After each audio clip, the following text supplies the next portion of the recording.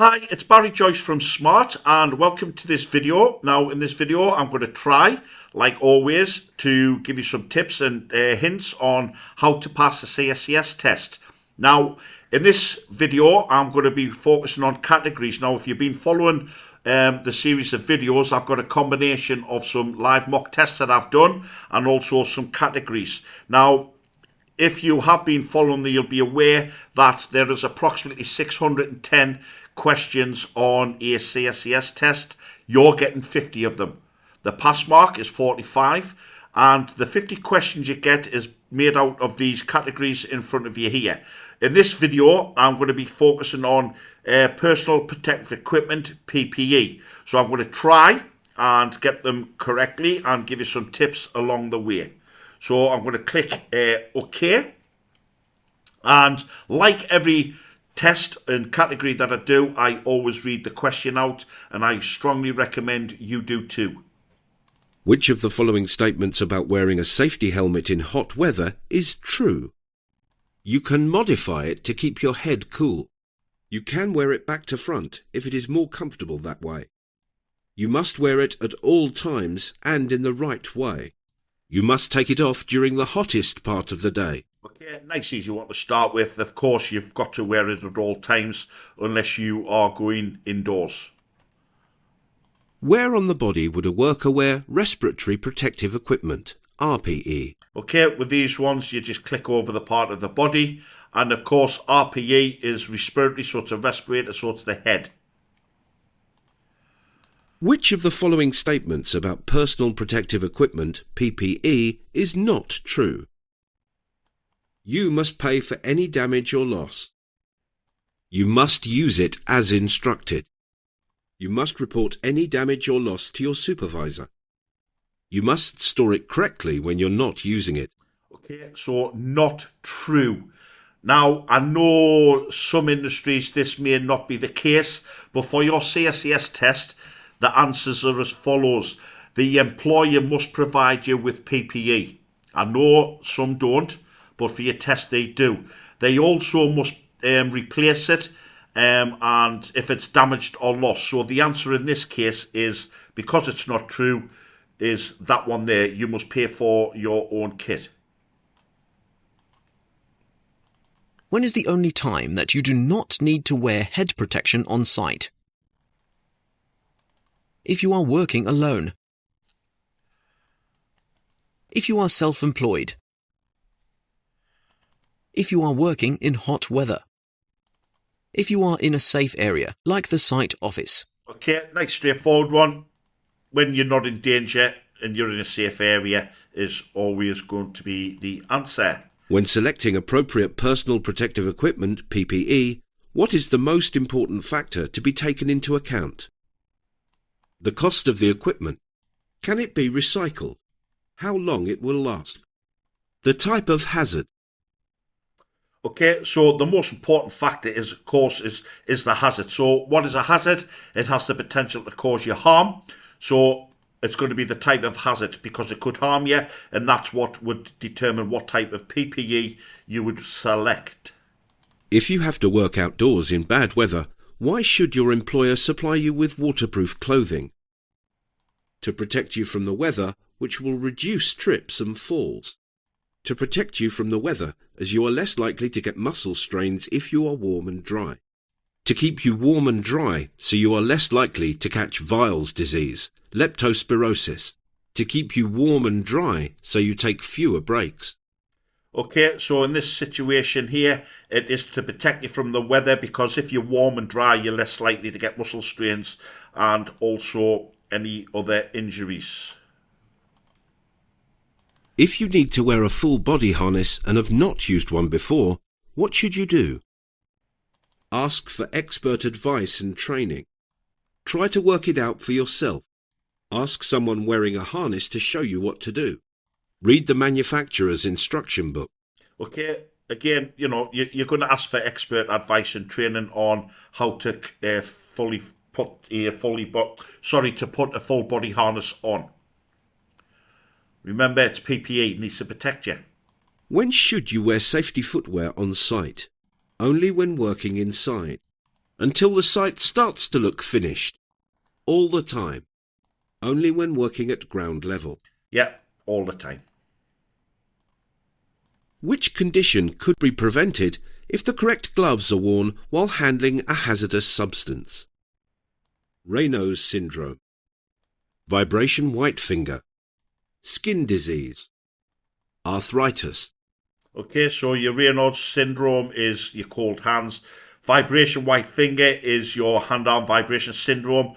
Skin disease, that could be dermatitis. Arthritis is your bones, so it's bone on bone, for example. So in this case, it's going to be skin disease.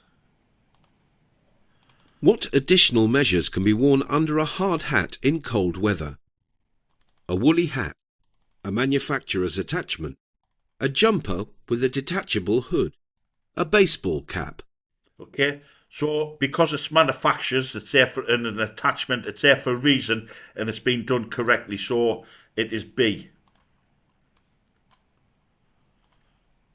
When using a grinder or cut-off saw, what type of eye protection should be worn? Reading glasses or sunglasses, welding goggles, light eye protection, safety glasses, impact-rated goggles or full face shield. So with a grinder and a cut-off saw, you need the highest protection you can possibly get, and of course it's going to be impact-rated goggles or a full face shield. What should you do if you drop your safety helmet from a height onto a hard surface? Stop work until you get a new one. Repair any cracks and then carry on wearing it. Work without it until you can get a new one. Make sure there are no cracks and then carry on wearing it. Hopefully by now, if you've been watching the videos, anything that says stop work immediately or stop work until it's safe is always going to be the answer. What should you wear if there is a risk of materials flying into your eyes? Laser safety glasses, tinted welding goggles, chemical-rated goggles, impact-rated goggles. Okay, similar question what we've just had, and it's going to be the fully impact-rated goggles. What will safety footwear with a protective midsole protect you from? Nails or sharp objects which could puncture the sole of your foot. Spillages which may burn the sole of your foot. Blisters which could occur in warm, wet conditions. Twisting your ankle as they have better grip than regular shoes. Of course, there's things that's going to go through your sole, so it's going to be things like sharp objects and nails. Good quality personal protective equipment, PPE, will be marked with which letter or letters? Okay, in this scenario, the answer is the C and E. Now, I'm forgetting what it's actually called, but it is it's French, and that is the trademark for good quality PPE.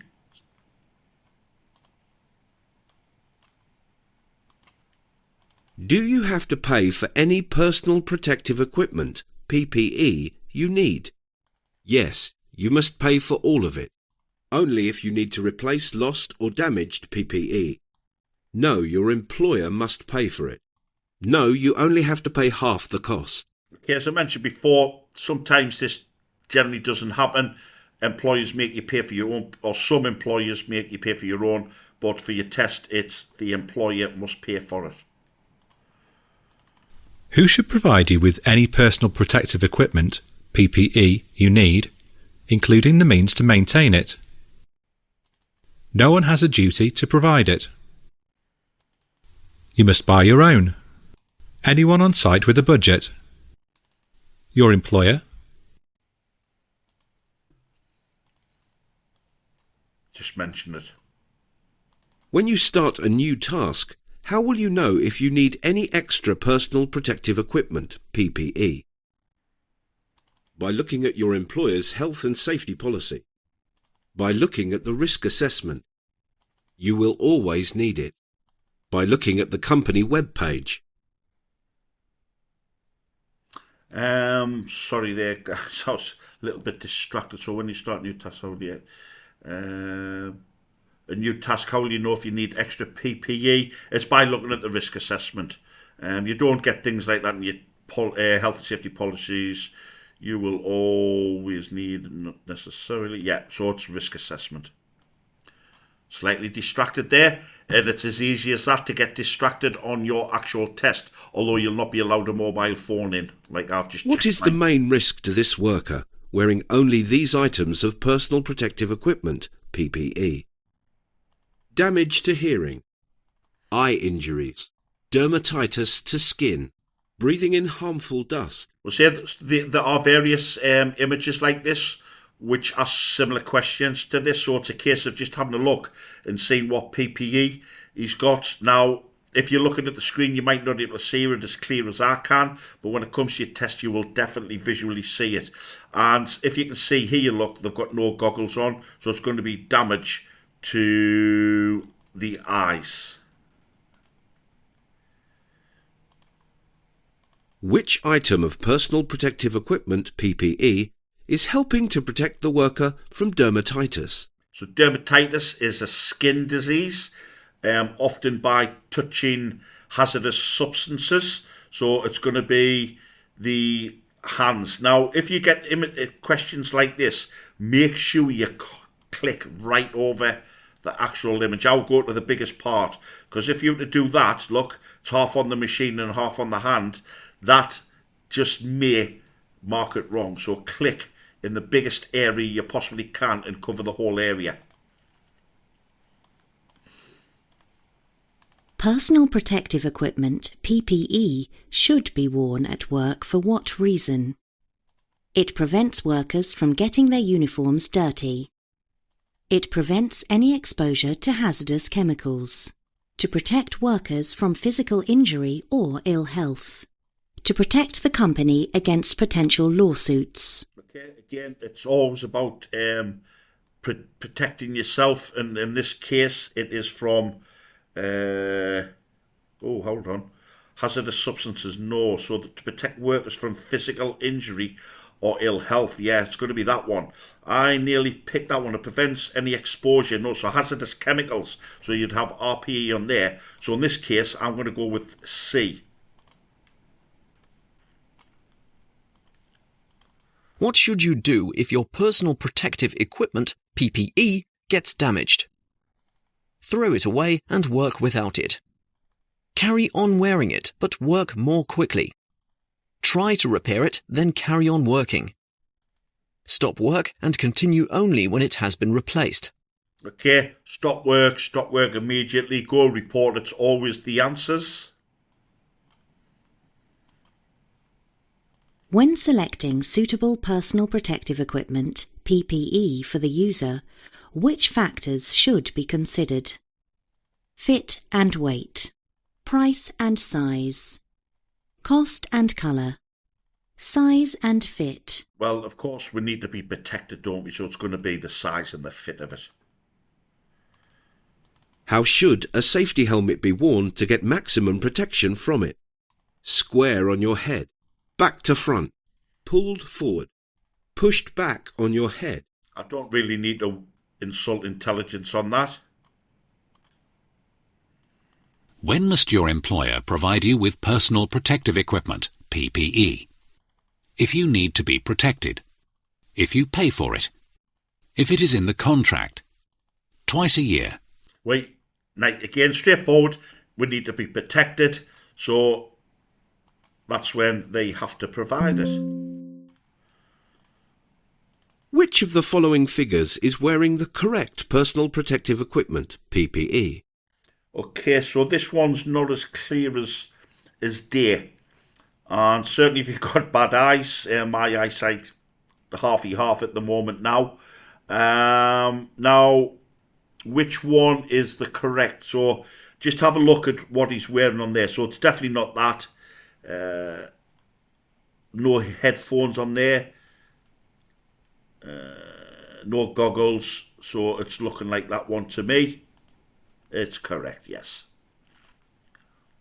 Will all types of glove protect your hands against chemicals? Only if you put barrier cream on your hands first.